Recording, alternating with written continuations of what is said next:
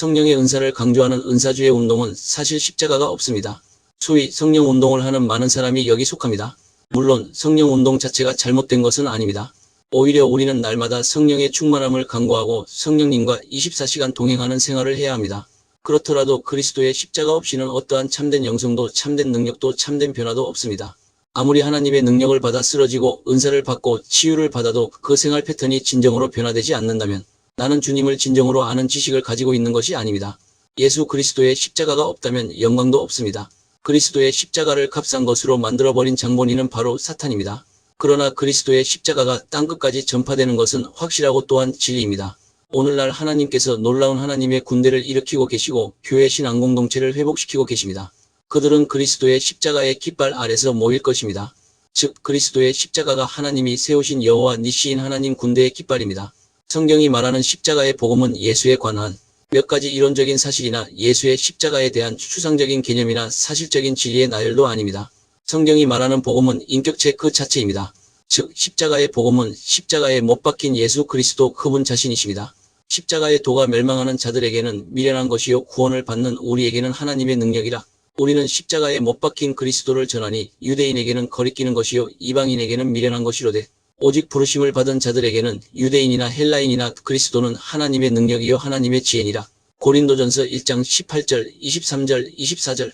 바울 사도는 자신이 전한 메시지를 복음이라 표현하면서 그 복음을 십자가의 도라고 말하고 그것을 십자가에 달리신 예수 그리스도라고 말하면서 예수 그리스도가 바로 하나님의 지혜요 하나님의 능력이라고 말합니다. 이처럼 내가 전하는 복음은 인격체이신 예수님 자신이십니다. 즉 나를 위해 십자가 지신 그분이 바로 내가 전해야 하는 복음입니다. 태초부터 있는 생명의 말씀에 관하여는 우리가 들은 바요 눈으로 본 바요 자세히 보고 우리의 손으로 만진 바라. 이 생명이 나타내신 바 된지라. 이 영원한 생명을 우리가 보았고 증언하여 너희에게 전하노니 이는 아버지와 함께 계시다가 우리에게 나타내신 바 된 이시니라. 우리가 보고 들은 바를 너희에게도 전함은 너희로 우리와 사귐이 있게 하려 함이니 우리의 사귐은 아버지와 그의 아들 예수 그리스도와 더불어 누림이라. 요한일서 1장 1절에서 3절. 이 구절에서 분명히 복음인 인격체이신 예수 그리스도께 들은 것은 물론이고 눈으로 보았고 자세히 보았으며 또 손으로 만져보았다 고 증언하고 있습니다.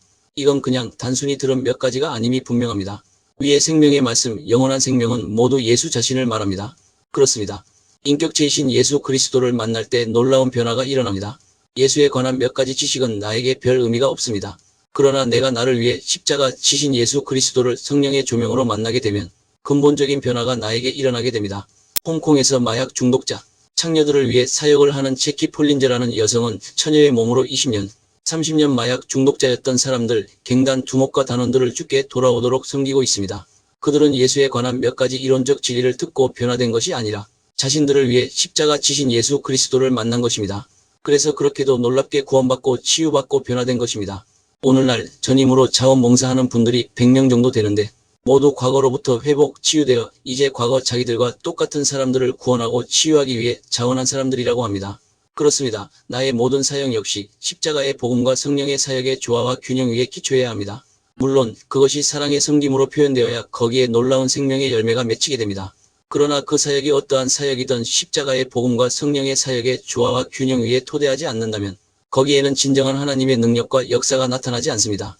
십자가 복음은 십자가를 지신 예수님 자신이시기 때문에 내가 먼저 예수를 전하려면 예수 그리스도에 대해 알기를 철저히 힘써야 합니다. 왜냐하면 주님을 내가 아는 만큼 나는 주님을 전할 수가 있기 때문입니다. 형제들아 내가 너희에게 나아가 하나님의 증거를 전할 때의 말과 지혜의 아름다운 것으로 아니하였나니 내가 너희 중에서 예수 그리스도와 그가 십자가에 못 박히신 것 외에는 아무것도 알지 아니하기로 작정하였음이라. 내가 너희 가운데 거할 때 약하고 두려워하고 심히 떨었노라. 내 말과 내 전도함이 설득력 있는 지혜의 말로 하지 아니하고 다만 성령의 나타나심과 능력으로 하여 너희 믿음이 사람의 지혜에 있지 아니하고 다만 하나님의 능력에 있게 하려 하였노라. 고린도전서 2장 1절, 2절, 4절, 5절. 이 구절에서도 보면 바울은 예수 그리스도와 그가 십자가에 못 박히신 것 외에는 알지 아니하기로 작정하였다고 말함으로써 성경이 말하는 복음이 예수 그리스도의 십자가에 관한 몇 가지 이론적인 사실이 아니라 십자가 지신 예수 자신이신 것을 말해줍니다. 그래서 바울은 예수 그리스도 곧 십자가에 못 박히신 그분을 알기를 더욱 원했던 겁니다. 바울이 고린도전서를 쓸 때는 이미 삼층천의 하늘에도 다녀왔고 당시 그는 십자가의 복음을 들고 전 세계를 향해 가고 있었고 수많은 교회 신앙 공동체가 자신을 통해 세워지고 있었고 사역의 열매도 눈에 띄게 나타나고 있었습니다. 그런데도 여전히 그는 십자가에 달리신 예수 그리스도만을 간절히 알기를 원했습니다. 그런데 오늘날 많은 성도가 십자가 복음하면 이미 구원받을 때 알았던 걸 알고 있다고 생각하다 보니까 십자가의 능력을 생활에서는 경험하지 못하고 있는 것입니다. 난 그분을 아는 만큼 능력을 경험하게 됩니다. 왜냐하면 십자가 복음은 십자가 지신 그분 자신이기 때문입니다. 그래서 먼저 그분을 알아야 내가 그분을 전할 수가 있습니다. 난 그분을 아는 만큼 전할 수가 있습니다. 만약 내가 그분에 관한 이론적인 사실 몇 가지만 알고 전한다면 그것은 아무런 생명 없는 공허한 메아리에 불과할 뿐입니다. 즉 듣는 사람에게 아무런 변화를 가져다 주지 못한다는 것입니다. 여기에는 목사를 위시해서 모든 성도가 다 포함됩니다. 교회 신앙 공동체의 참된 터는 오직 십자가의 복음이신 예수 그리스도이심을 잊지 말아야 합니다. 바울 사도는 이방인을 향한 사도였습니다. 그 중에서도 특히 교회 신앙 공동체의 기초를 놓은 사도였습니다. 그래서 자기가 놓은 기초석 외에는 하나님의 교회, 신앙 공동체를 위한 그 어떠한 다른 기초도 없다고 강조했습니다. 그 터가 바로 십자가에 달리신 예수 그리스도 곧 십자가의 복음입니다. 내게 주신 하나님의 은혜를 따라 내가 지혜로운 건축자와 같이 터를 닦아두매 다른 이가 그 위에 세우나 그러나 각각 어떻게 그 위에 세울까를 조심할지니라. 이 닦아둔 것 외에 능히 다른 터를 닦아둘 자가 없으니 이 터는 곧 예수 그리스도라. 고린도전서 3장 10절 11절. 그러므로 교회 신앙 공동체는 철저하게 십자가 복음 위에 세워져야 합니다. 그래야 하나님의 은혜가 회복되고 하나님이 역사하시고 하나님이 임재하셔서 인도하는 교회 신앙 공동체로 세워지게 됩니다. 성도 수가 많고 큰 대형 건물을 가지고 있고 공부 많이 한 목회자가 담임 목사로 있고 연예인들이 많이 다니고 국회의원, 의사, 재벌, 장차관들과 같은 지도층 인사들이 많은 교회 신앙 공동체가 좋은 교회 공동체가 아닙니다. 오직 주님의 십자가만 자랑하는 교회 신앙 공동체가 진정한 의미의 훌륭한 교회 신앙 공동체입니다. 오히려 세상적인 지위나 돈을 그리스도의 십자가보다 더 교회 신앙 공동체 되게 하는 기초로 이해한다면 얼마나 타락한 가치관인지 모릅니다. 정리하자면 내가 전할 복음은 십자가 복음이고 교회 신앙 공동체의 참된 터도 십자가 복음 되시는 예수 그리스도이십니다. 십자가의 복음에는 능력이 있지만 세상적인 지혜로 전하면 십자가 복음의 능력은 사라집니다. 십자가의 복음은 인격체이신 예수 그리스도 그분이십니다. 난 예수를 만날 때 놀랍게 변화됩니다. 그러므로 십자가의 능력을 알기 위해서는 먼저 주님을 알기를 힘써야 합니다. 개인적으로 예수 그리스도와 깊고 하나 되도록 하는 은밀하고도 친밀한 사랑의 교제 생활을 하기 위해서도 반드시 십자가의 능력으로 살아가는 법을 깨달아야 하고 배워야 하고 살아가야 합니다. 그런데 십자가의 능력으로 사는 핵심적인 부분은 오직 십자가의 공로를 믿음으로 의지해서 사는 것을 말합니다. 그래서 종교개혁의 기치가 오직 믿음이었던 것입니다. 내가 이렇게 살아갈 때 예수 안에서 놀라운 승리와 하나님의 은혜와 자유함을 경험하게 될 것을 확신합니다. 그러므로 주님의 십자가는 내가 날마다 의지해야 하는 생명의 근원입니다. 그렇지 않고서는 단 한순간도 난 하나님 앞에 설 수 없습니다. 이것을 가장 잘 말씀해 주신 분이 바로 예수 그리스도 자신이십니다. 예수께서 이르시되 내가 진실로 진실로 너희에게 이르노니 인자의 살을 먹지 아니하고 인자의 피를 마시지 아니하면 너희 속에 생명이 없느니라. 내 살을 먹고 내 피를 마시는 자는 영생을 가졌고 마지막 날에 내가 그를 다시 살리리니 내 살은 참된 양식이요 내 피는 참된 음료로다. 내 살을 먹고 내 피를 마시는 자는 내 안에 거하고 나도 그의 안에 거하나니 살아계신 아버지께서 나를 보내심에 내가 아버지로 말미암아 사는 것 같이 나를 먹는 그 사람도 나로 말미암아 살리라. 요한복음 6장 53절에서 57절. 이 말씀은 예수께서 오병이어의 기적을 베푸신 다음에 하신 말씀입니다. 여기서 예수의 살과 피는 예수의 십자가를 상기시킵니다. 십자가에 돌아가시기 전날 밤 성만찬을 베푸시면서 예수님께서 자신의 살과 피에 대해 말씀하신 것은 그 다음 날 십자가 위에서 일어날 일을 상징적으로 말씀하신 것입니다.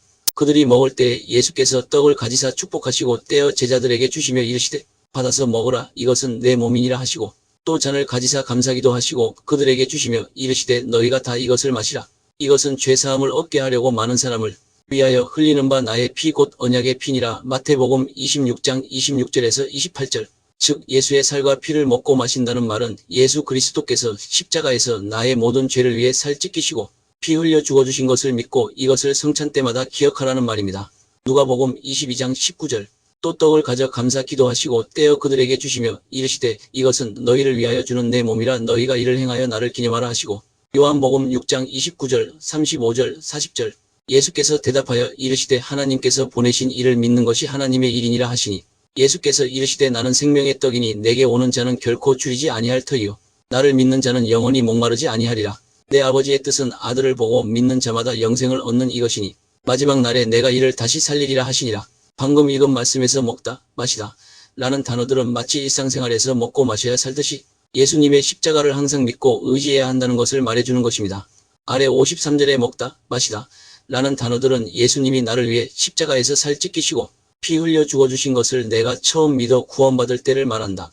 그리고 53절에서부터 56절까지 해서 먹다, 마시다 라는 단어들은 현재형으로서 현재에도 여전히 지속적으로 믿고 있는 행동을 나타냅니다. 53절에서 56절 예수께서 이르시되 내가 진실로 진실로 너희에게 이르노니 인자의 살을 먹지 아니하고 인자의 피를 마시지 아니하면 너희 속에 생명이 없느니라. 내 살을 먹고 내 피를 마시는 자는 영생을 가졌고 마지막 날에 내가 그를 다시 살리리니 내 살은 참된 양식이요 내 피는 참된 음료로다. 내 살을 먹고 내 피를 마시는 자는 내 안에 거하고 나도 그의 안에 거하나니 즉 날마다 내가 육신의 양식을 새롭게 먹어야 하는 것처럼 날마다 십자가의 공로만 믿음으로 의지해서 서야 함을 말해주고 있는 것입니다. 예수께서는 이것이 바로 성도들의 영적인 양식이라고 말씀하셨습니다. 분명히 예수님께서 내가 살아가면서 예수 그리스도께서 내 안에 내가 예수 안에 사는 개인적으로 주님과 깊고 하나 되도록 하는 은밀하고도 친밀한 사랑의 교제가 이루어져야 할 것을 말씀하신 것입니다. 이것은 내가 순간순간 십자가의 공로만을 믿음으로 의지해서 설 때 거기에 개인적으로 놀라운 하나님의 깊고 하나 되도록 하는 은밀하고도 친밀한 사랑의 교제가 열린다는 말이기도 합니다. 그 주님 안에서 놀라운 평안과 안식이 있고 죄책감도 사라지고 하나님의 사랑이 넘치게 되고 하나님의 사랑과 용납 안에서 감격하게 되는 것입니다.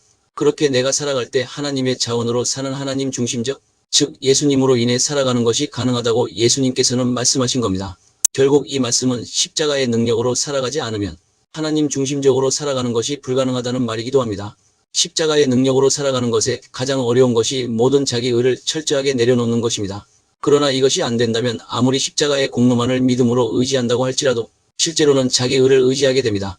자기 의는 나를 하나님의 은혜에서 끊어지게 하고 십자가의 능력이 사라지게 만듭니다. 자기 의를 내려놓는다는 말은 자기 속에 그 어떠한 선함도 없음을 철저하게 인식하는 것을 말합니다. 즉 자기의 총체적인 무능을 철저하게 발견하는 것을 말합니다. 그 예를 베드로에게서 찾을 수가 있습니다. 베드로는 두 가지 사건을 통해서 오직 은혜에 의해 성령과 동행하여 살아가야 하는 것을 배웠습니다. 베드로는 주님을 3번이나 부인했습니다. 처음은 그냥 얼떨결에 부인했고 두 번째는 맹세하며 부인했고 마지막 3번째는 저주까지 하면서 맹세하고 부인했습니다. 그때 주님 말씀대로 닭이 3번 울었습니다. 베드로는 정신을 차리고 자신이 한 일을 깨닫고 밖에 나가서 통곡을 합니다. 그러나 그 눈물은 회개의 눈물이 아니라 자신에 대한 환멸의 눈물이라고 보는 것이 옳습니다. 이 사건의 중요성은 베드로 자신의 무능함을 철저하게 발견하게 된 사건이라는 데 있습니다. 즉 자기 속에는 하나님 앞에 내세울 만한 어떠한 선한 것도 없음을 철저하게 발견하게 된 것입니다. 정말 베드로는 열심히 주님을 따랐습니다. 주님을 위해 자기의 모든 것을 버렸을 뿐만 아니라 주님을 위해서라면 로마 병사의 귀도 베어버릴 만큼 물불가리지 않았습니다. 심지어는 무리를 예수께서 걸어오라고 하자 그 풍랑이 심한 바다 위를 앞뒤 생각하지도 않고 발부터 내밀었습니다. 이런 부분은 다른 제자들과는 비교가 되지 않습니다. 베드로는 주님을 부인하기 몇 시간 전 나는 죽어도 주님을 부인하지 않겠다고 동료들과 주님 앞에서 호언장담까지 했습니다. 이때의 상황에서는 그 말이 전혀 빈말이 아니라 실제로 능히 그렇게 하고도 남을 인물이었습니다. 그랬던 그가 얼마 후에 상황이 변하니까 하찮은 계집종 앞에서 자기 목숨이 두려워서 주님을 3번씩이나 부인합니다. 이때 스스로 얼마나 환멸을 느꼈겠습니까? 베드로를 베드로 되게 한 두 번째 사건은 주님이 부활하신 후 베드로가 몇몇 제자들과 함께 고기를 잡고 있을 때 예수께서 찾아오셨을 때였습니다. 그들이 조밥 먹은 후에 예수께서 시몬 베드로에게 이르시되 요한의 아들 시몬아 내가 이 사람들보다 나를 더 사랑하느냐 하시니 이르되 주님 그러하나이다. 내가 주님을 사랑하는 줄 주님께서 아시나이다. 이르시되 내 어린 양을 먹이라 하시고 또 두 번째 이르시되 요한의 아들 시몬아 내가 나를 사랑하느냐 하시니 이르되 주님 그러하나이다. 내가 주님을 사랑하는 줄 주님께서 아시나이다. 이르시되 내 양을 치라 하시고 세 번째 이르시되 요한의 아들 시몬아 내가 나를 사랑하느냐 하시니 주께서 세 번째 내가 나를 사랑하느냐 하심으로 베드로가 근심하여 이르되 주님 모든 것을 아시오매 내가 주님을 사랑하는 줄을 주님께서 아시나이다. 예수께서 이르시되 내 양을 먹이라. 내가 진실로 진실로 내게 이르노니 내가 젊어서는 스스로 띠뛰고 원하는 곳으로 다녔거니와 늙어서는 내 팔을 벌리리니 남이 여기서 남은 성령님을 뜻합니다. 내게 띠띠우고 원하지 아니하는 곳으로 데려가리라. 요한복음 21장 15절에서 18절. 이때 예수께서 찾아오신 것은 베드로를 회복시키시기 위함임을 알 수가 있습니다. 이때 예수님께서 베드로를 찾아오시지 않았더라면 베드로는 절대로 회복하지 못했을 것입니다. 주님을 배신한 그 엄청난 죄책감과 수치심과 자신에 대한 자괴감과 환멸감은 이루 말할 수 없었기 때문에 이 상태에서는 절대로 주의 일을 제대로 감당할 수가 없기 때문입니다. 그래서 먼저 주님은 베드로에게 요한복음 21장에서 베드로야 내가 이 모든 사람보다 나를 더 사랑하느냐? 라고 3번씩이나 물으셨습니다. 이것은 3번씩이나 주님을 부인한 사건을 상기시켜서 그 일로 인한 죄책감에 사로잡혀 있는 베드로를 회복시키기 위함이었습니다. 베드로는 주님을 진정으로 사랑했습니다. 그래서 자기가 한 일을 알고 있기 때문에 내가 주님을 사랑하는 줄 주께서 아시나이다. 라는 말 외에는 다른 할 말이 없었을 것입니다. 그러자 예수님께서 베드로에게 내 양을 먹이라, 내 양을 치라 고 말씀하시면서 그를 다시 부르셨습니다. 비록 아직도 베드로의 자기 의는 여전히 건재한 것이 보이지만 여기서 베드로는 자기의 의나 열심, 헌신이나 노력이 아닌 오직 은혜로만 서야 한다는 걸 확실히 배웠을 것입니다. 그리고 18절에 보면 예수님께서 베드로가 이제부터는 성령님께서 그를 주장하시면서 인도하는 성령과 동행하는 생활을 하게 될 것을 말씀해 주십니다. 18절에서 남은 성령님을 가리킵니다. 그래서 베드로는 유대인이었음에도 성령의 인도를 따라 이방인 고넬료의 집에 가서 복음을 전했을 뿐만 아니라 후에 거꾸로 십자가에 순교하는 자리까지 갈 수가 있었던 것입니다. 많은 성도가 자신들에게 있는 몇 가지 부족한 부분만 고치면 신앙생활과 사역을 잘할 수 있을 것으로 생각합니다. 그러나 그것은 성경을 아직도 이해하지 못하고 있는 겁니다. 만약 내가 열심히 노력해서 내가 알고 있는 몇 가지 약점만 고치면 될 줄 안다면 난 다른 더 많은 부분에서 자신이 철저하게 무너지는 것을 발견하게 될 것입니다. 난 몇 가지 약점을 가진 하나님 앞에 꽤 쓸만한 존재가 아니라 하나님의 은혜가 없이는 단 한순간도 스스로는 설 수가 없는 철저하게 무능한 존재일 뿐입니다. 난 내가 의지하고 하나님 앞에 설 만한 그 어떠한 선한 것도 내 속에는 없는 철저하게 무능한 존재임을 인식하고 오직 하나님의 은혜만을 의지해서 즉 오직 십자가의 공로만을 믿음으로 의지해서 하나님 앞에 서야 합니다. 하나님께 나아가는 길은 오직 예수 그리스도밖에 없다는 것을 잊지 마시기 바랍니다. 다음 시간에는 참신앙과 거짓 신앙에 대해 살펴보겠습니다. 많은 관심과 구독과 좋아요, 알림 설정은 영상 제작에 큰 힘이 됩니다. 감사합니다.